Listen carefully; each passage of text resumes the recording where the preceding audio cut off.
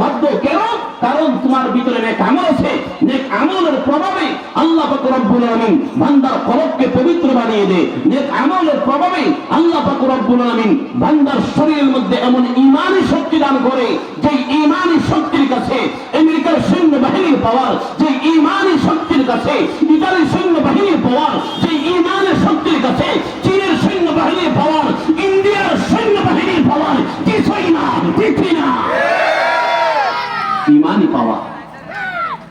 আল্লামা জিয়াউর রহমান ফারুকী রাহিমাহুল্লাহ বলেন, আফগানিস্তানের মধ্যে যখন যুদ্ধ শুরু হয়েছে, আল্লাহু আকবার, যে আফগানিস্তানের মধ্যে যুদ্ধ শুরু হওয়ার পরে 7 জন হাফেজে কোরআন বিশাল বড় এক পাহাড়ে তাঁবু টাঙ্গিয়ে রাত যাপন করছে। তার পরের দিন তারা ক্যাম্পে গিয়ে যুদ্ধ দিয়ে ওই আপনার কাফেরদের সাথে লড়াই করবে। আল্লাহু আকবার, 7 জন কোরআনে